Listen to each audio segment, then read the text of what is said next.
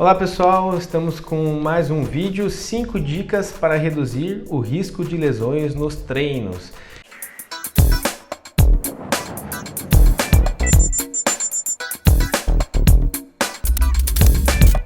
Então esse é um tema bem importante.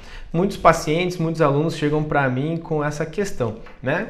Eu tenho essa frequência de clientes chegando, eu vou parar de treinar porque eu fui lá para melhorar o meu coração, para tentar emagrecer e sair com uma dor no cotovelo, uma dor no joelho, uma dor na coluna.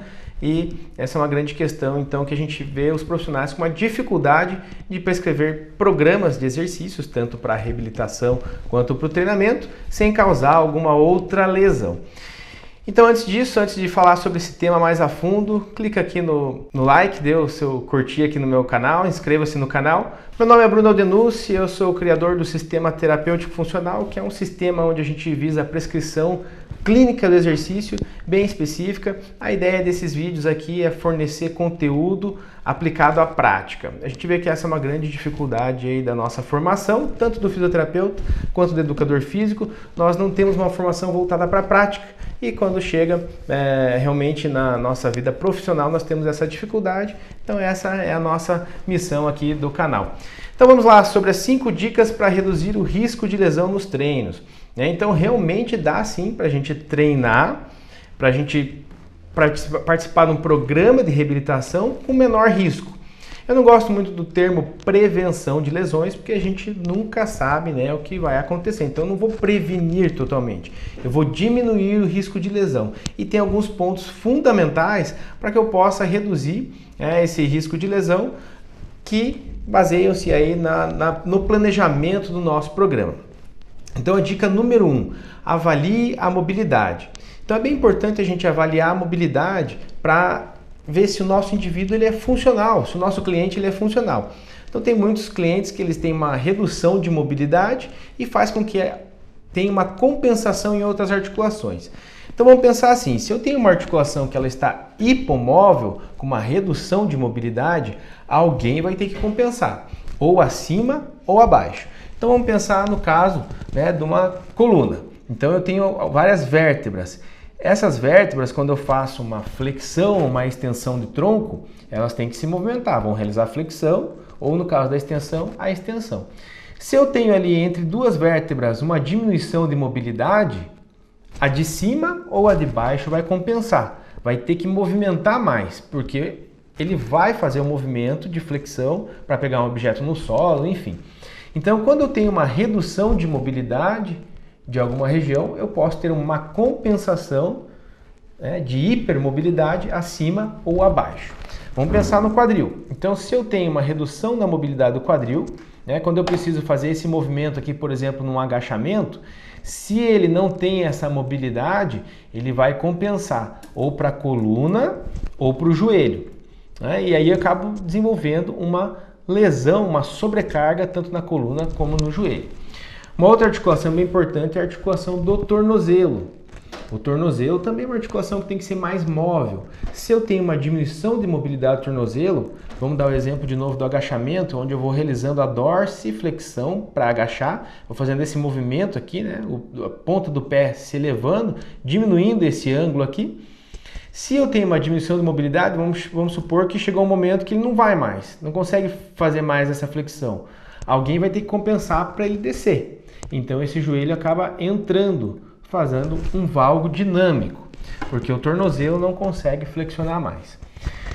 Para a gente ter bem claro, as articulações que são mais móveis, que a gente precisa avaliar e preconizar a mobilidade, são aquelas articulações triaxiais. O que são articulações triaxiais? São aquelas articulações que se movem nos 3 planos de movimento. Tem uma articulação como do ombro que vai fazer flexão, vai fazer extensão, vai fazer abdução, vai fazer adução, ela faz rotação e a própria circundução. Então uma articulação muito móvel, ela tem que ter mobilidade. A articulação do quadril é a mesma coisa, ela tem que ter mobilidade. A articulação do tornozelo, ela tem que ter mobilidade. Então essas principais articulações que nós preconizamos por mobilidade. Assim também como a nossa coluna torácica. Se você tiver uma redução de mobilidade da coluna torácica, você pode ter uma compensação na cervical ou na lombar e depois acaba aparecendo os problemas. Então essa é uma grande questão, né? Quando a gente recebe aqui pacientes ou até alunos que possuem uma dor ou uma lesão, eles acabam nos perguntando, nos questionando por que a gente está trabalhando em outras regiões se a lesão dele está no joelho. É exatamente por isso, porque a gente tem que avaliar o todo, nem sempre o local da lesão é o problema. Então a gente tem que avaliar a mobilidade de uma forma geral para ver se esse indivíduo ele é funcional ou se ele é disfuncional. Outro ponto importante é a estabilidade. Então, se eu não tenho mobilidade, eu posso perder a estabilidade. Então isso é muito claro, né? Existe um termo que a gente chama que é mostability, que é mobilidade com estabilidade. A mobilidade deve preceder a estabilidade. Como eu falei aqui do tornozelo, se meu tornozelo ele perde mobilidade, o indivíduo vai agachando, chega um momento que o tornozelo não consegue flexionar mais, mas ele quer agachar mais. Então ele vai fazer um movimento com os joelhos para dentro, aquele valgo dinâmico, ou seja, perdeu a estabilidade do joelho, né?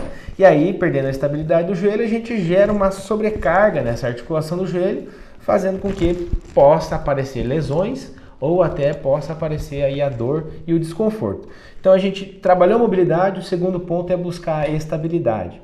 E aí entra também uma questão bem importante, que é a gente avaliar quem que dá estabilidade e quais são as articulações que a gente preconiza mais estabilidade. Então a dica número 2 é avalie a estabilidade. A articulação escápulo-torácica necessita de estabilidade, as articulações, né, a região lombar precisa de estabilidade, a articulação do joelho precisa de estabilidade. Quem vai dar estabilidade para a região lombar é a musculatura do abdômen.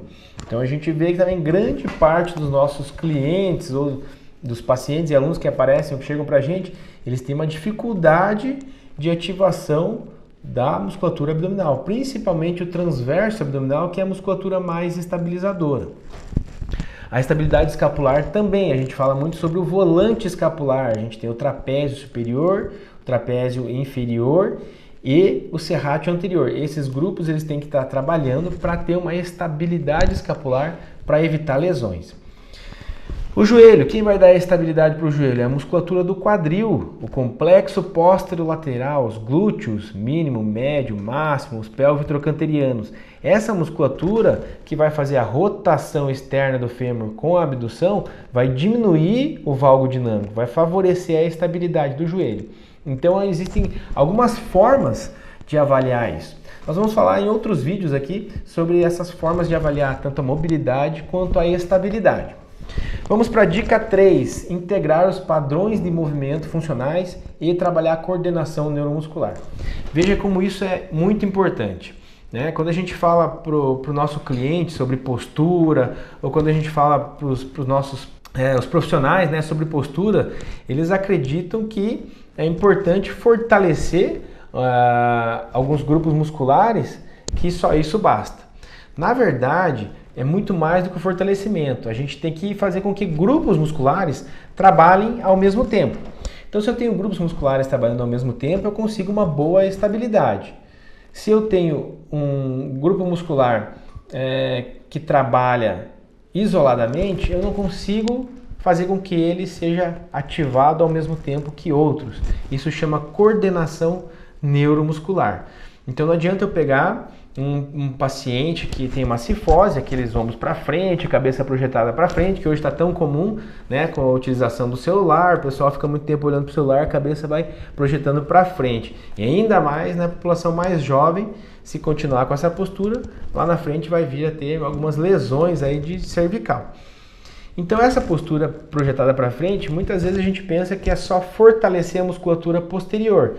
E fortalecimento só dela não vai resolver, tem que ter um equilíbrio entre anteriores, posteriores e o nosso corpo como um todo. Tem que ter uma boa coordenação para a gente manter aquela postura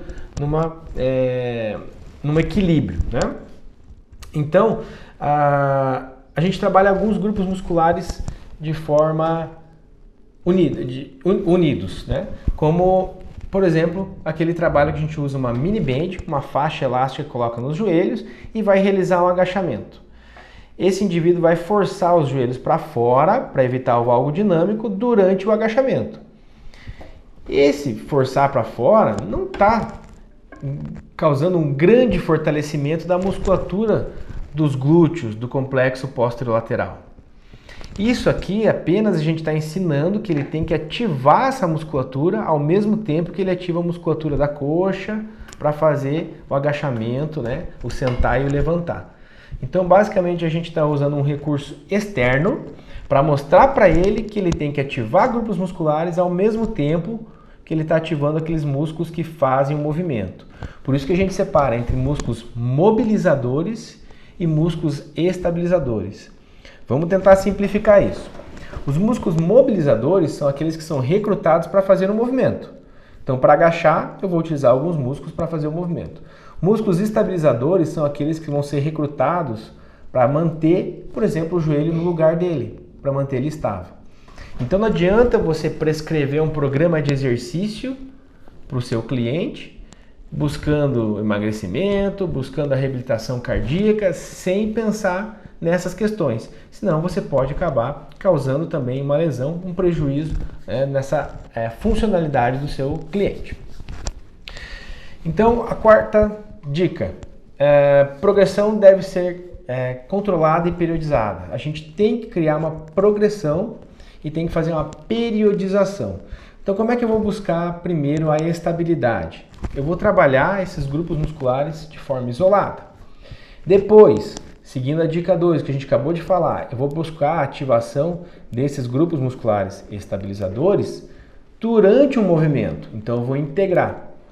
Depois, mais para frente, com a evolução do programa, eu vou buscar ativação desses músculos estabilizadores, tanto de escapulares quanto do quadril para estabilizar o joelho, juntos durante o movimento do agachamento, por exemplo. Então eu vou incrementando, eu vou fazer um planejamento onde eu tenho uma progressão e vou tornando mais difícil e cada vez eu vou dando mais mensagens para esse cliente que ele tem que ativar grupos musculares ao mesmo tempo que ele faz o movimento.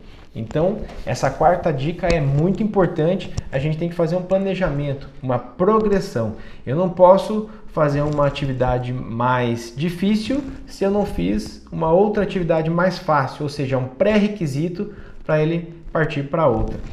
Depois a gente pensa em atividades que têm uma instabilidade. Eu vou utilizar plataformas instáveis para criar uma instabilidade e exigir que os grupos musculares estabilizadores eles contraiam ao mesmo tempo para manter ele estável. Só que se eu nunca pratiquei exercícios com ele na plataforma menos instável, não adianta eu colocar numa plataforma altamente instável que ele não vai conseguir e pode causar ainda mais uma disfunção, pode prejudicar mais ainda esse cliente.